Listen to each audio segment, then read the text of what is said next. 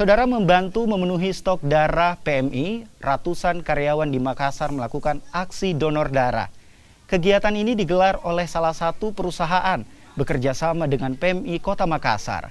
Donor darah massal ini ditargetkan sebanyak 200 kantong darah. Ketersediaan darah di Kota Makassar terus menurun di masa pandemi. Stok darah di PMI kini sebanyak 1.600 dan hanya cukup untuk 2 hingga 3 hari. PMI saat ini masih kekurangan trombosit darah. Untuk ini kegiatan amal untuk Tetsudo berjangka.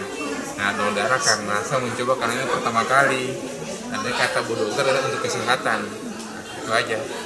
Ya, kita untuk membantu juga kan, donor darah itu menyumbang darah untuk bagi yang membutuhkannya. Itulah tujuan Tetsudo untuk peresmian kantor pertama kami ini di Senin 10 Januari 2022. Selama pandemi sudah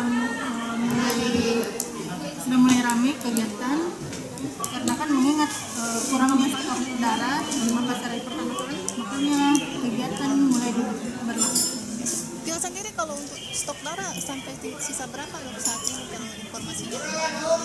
Stok darah masih sangat kurang ya, apalagi stok trombosit itu sangat banyak yang membutuhkan.